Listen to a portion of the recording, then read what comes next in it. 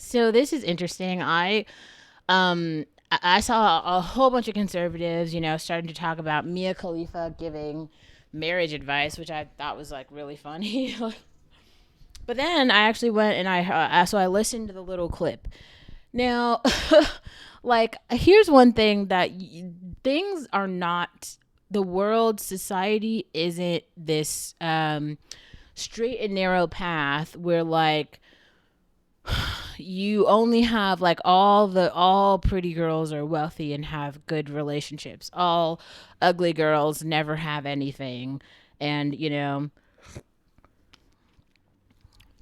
all wealthy people are conservatives or like whatever. And for some reason, like people really think in these binaries. That is very strange. But Mia Khalifa's advice on marriage, I think that women in the black and brown community need to actually listen to what she's saying. All of the conservatives, I haven't heard Candace Owens' take, but I also feel like Candace Owens is slightly like removed from average experiences of either black or brown experiences. I do feel like the African experience is probably more similar to the Indian experience. The point here is that like most men of color are like poor. There's most men in the United States are like not making over, isn't it, to be in the 1%, you only have to make over $150,000 a year, and that means that all of the other men in society are not making that amount. Um so then what do all of the other women do? You just settle for somebody making 30 grand a year? In that case, like you're going to have to work. If your husband is making 30 grand a year, you're going to have to go make 30 grand a year too. So then basically like that's if you just don't get any education. But if you get some education, okay, maybe you're going to make like 60 grand a year. So if you're making 60 grand a year, why would you be with someone who's making less than that? Be serious. Like, what are you going to do? Like, just be with like a dishwasher? Why? You could just not be with a dishwasher. Like, I'm sorry, but raising a poor child is not fun. No part of that is like some experience that you should like sign up for. It's very weird too to see like all of these. It's not everybody, but to see some of the like black celebrities like Kelly Rowland, Sierra. They're all trying to promote like nuclear families at this point and doing all these things with their kids, which I'm not saying that's a bad thing. That's not a bad thing at all. I think them being like positive mother figures in the world is good.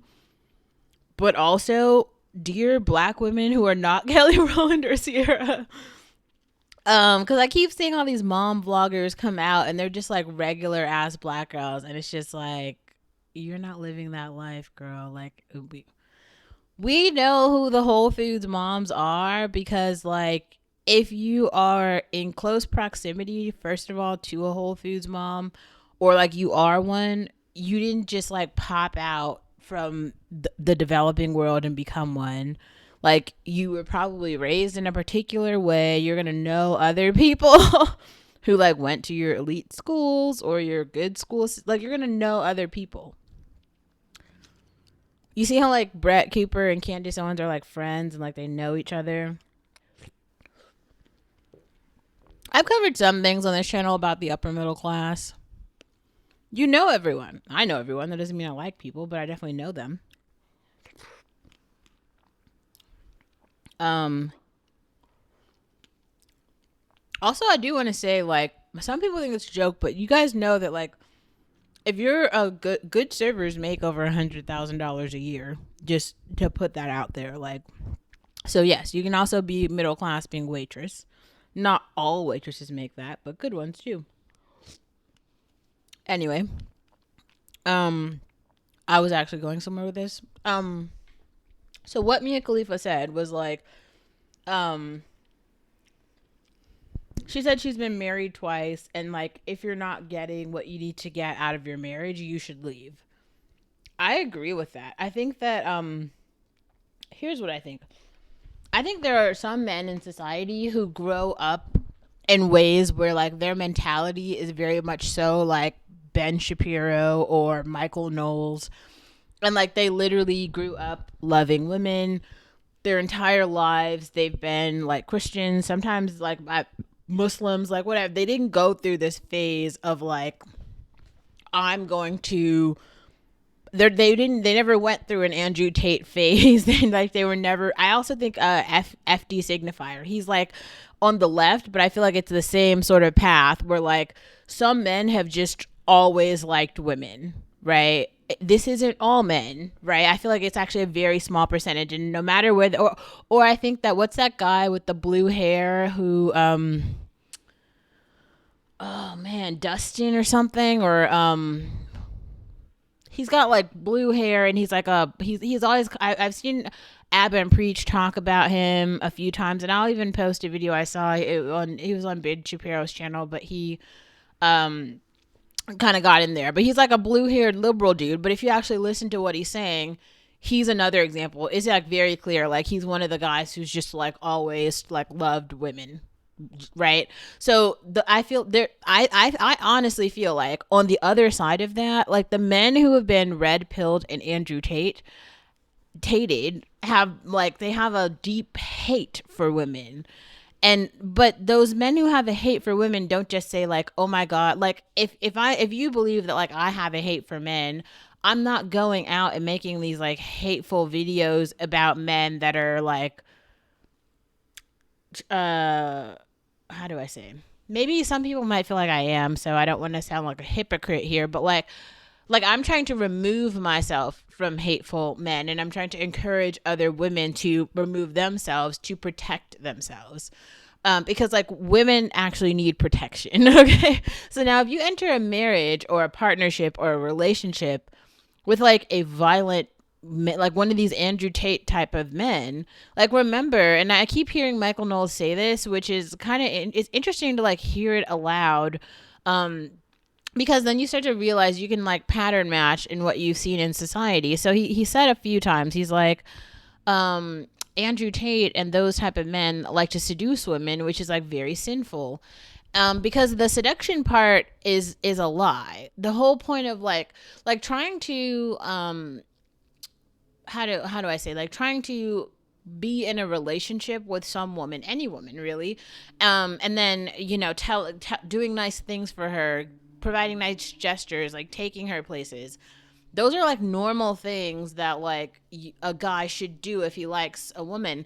There's these weird things though that are happening in society where like guys are spending time with women, they're following women, they're doing all these things with women they actually don't like, that they don't want to be with, but they're actually doing that. And you can like literally get on the internet and then hear these examples, and these guys are like making fun of that. Like that isn't funny. That isn't just, and it's also not safe. This is a whole thing that I'm talking about where women need protection. And I think that in this case, this is where Mia Khalifa is coming from. Like sometimes a guy will be really great in the beginning of a relationship, in the beginning of a marriage, whatever. He will like show up and he'll be that person that you would be like, oh my God, he's so great. And then time will go on, right? Like there's like reproductive coercion is a real thing. Like sometimes guys are like literally just there to like literally steal a baby from you. That is a fucking real thing. So it's like you have to be aware of that. You have to be aware of like he might just want to be with you just so that like some other guy can't be with you. Like he actually doesn't really care about providing you with the things that you need. He is just literally trying to like steal your time away so that you cannot go be happy with someone else who he knows that you would be happy with. Or like, I think that's another thing about like reputation that I think is very interesting. Like some guys like to go on and on about some woman's past as though like to discourage other guys from like finding the good in that woman to then like, so she can continue on with her life. It's all of it is like toxic, and they're all these like manipulation strategies to try to like lower the value of women. And really, because if you really think about it, if you go back for a second to like just basics, right? First of all, you have like sheer attractiveness. Now we talked about that a lot on this channel, so you could just go back and like watch some other video that I made that is talking about attractiveness. Right? Like, so if we were just going off attractiveness, you can go find another thing. There is a weird part where some people just I don't know why they always like to put like African people at the lowest totem of attractiveness, which it's something that I've been correcting for so long. Like, you are not more attractive because you are just whiter. Like, that isn't correct. You are also not more attractive like, also, like, skinny does not equal like supermodel. So you can be really skinny and really unattractive. You can also be like really skinny and be like Giselle or Naomi Campbell, like those, but that is not like mutually exclusive. Like, you would have to judge each person by like all of it. Like, it's a complete package. Like, beauty is a thing, and we can all talk about it's like in the eye of the beholder. But there are some pretty repugnant people. It's like the people who are making like hate videos about everyone else they always have like pimples and shit. They'll be like drastically overweight. They'll have like stress veins, just the whole thing. And you'll be looking and be like, you are like legitimately coming on here talking about somebody else. It's just like when you want to throw a shoe at the camera, like, shut the fuck up. Like, you're like the ugliest of everyone. Like, you need to be the last person throwing a stone. Anyway, so let's go back for a second. Okay, so like, let's say that you find someone, they're moderately attractive. Okay, so now they've checked off attractiveness. This is just for women looking for men. Okay, then you'd probably see like, okay, like, how much money does he make? Like, what is his career? Okay, like, oh, he's a doctor of some sort. Okay, this is great. He's a doctor. Any kind of doctor, he's going to probably be making over like $100,000 a year. So you're fine. You're going to be like in the middle class if you marry that person. But then you have to also figure out, like, does this person actually like me? Like, if you're the woman, you have to figure that out. Like, how much does this other person like me? Because here's one thing that's very real. You could be really, really pretty. You could be really, really smart. You could be really Christian and chaste. But you might not be the thing that guy is looking for. That particular guy might not be your match for whatever fucking reason. Because maybe he only likes, like, let's say you're Ethiopian. He only likes Somalian girls who are 5'11". Or, like, you are blonde. He actually only likes Latinas who are 5'2" and 140 pounds or something. Like, whatever the thing is, like, because all guys have different preferences. And I know people love to be like, oh, this is what a beautiful woman looks like. No, like, every guy, I've dated a lot, dude. Like every guy is different. Every fucking guy has a different thing that is like his mwah. The guy, the girl, the women that you see guys marrying, that's the woman that he likes. That is what he likes. Otherwise, but I will say for poorer guys, the woman that he married is probably just the woman that he could get. Like, that is what he could get. He, like, if he could get a supermodel, he probably would get that, but he couldn't get it. Like, so he doesn't have it. There's kind of like a reason why as you get poorer, you get uglier, right? Because, like, women have beauty and they can, like, use that beauty and trade it for money. That's just an international rule. So if you're a woman, like, you can just kind of go down that list. And also, I think some poor women, for some reason, they just don't know how to, like, understand career paths. Like, if somebody's just, like, telling you that they're, like, a finance banker, but then you, like, their LinkedIn doesn't show that they work at, like, Goldman Sachs or something, and you've never seen them in a job and they don't have any network, and, like, you know what I'm saying? Like, where's the business card that shows that you do this? Or like, you'd have to validate this with, like, other people in society. Also, you'd have to, like, go into spaces like where that guy is and be seen with that guy in that space, because you'd have to alert the other people, like, this is the woman that I am interested in, because there is a certain factor of, like, acceptance by that community. That's a real thing. Okay, so then we can go, there was something else that I was just going to say and then I forgot it.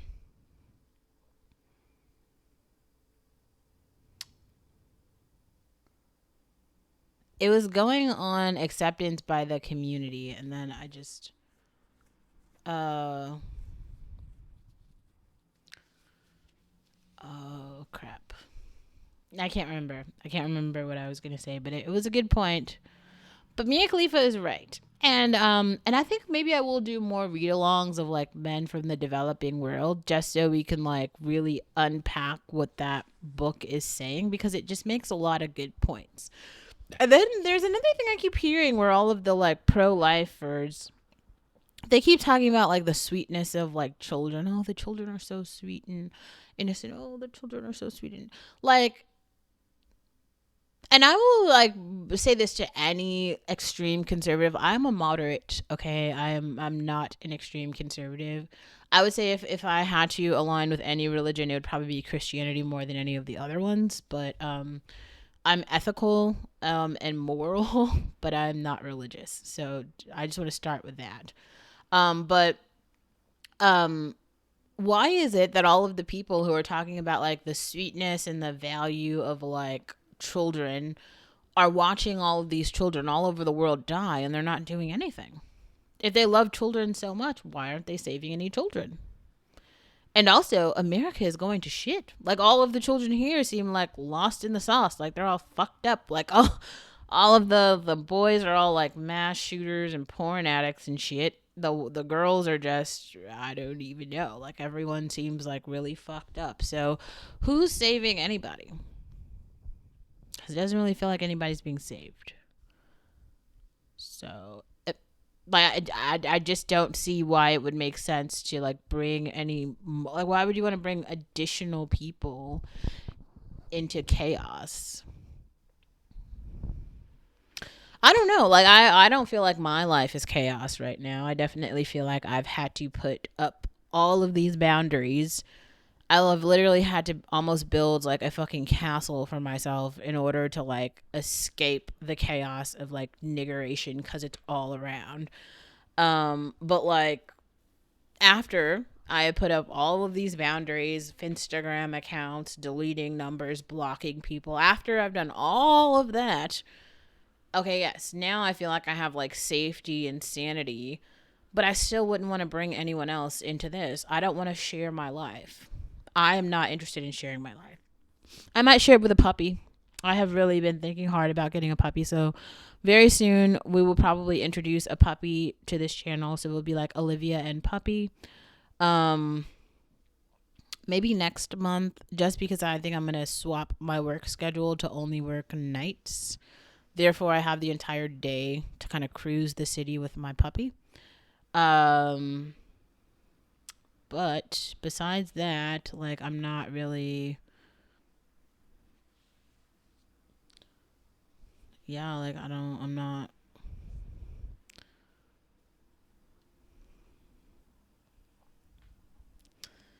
yeah.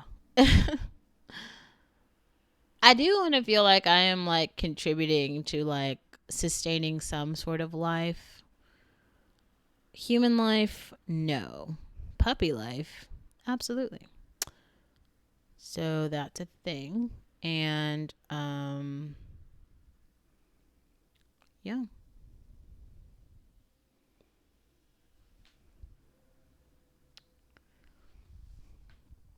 I wonder, I know other people have thoughts about this. Share your thoughts. I want to hear your thoughts.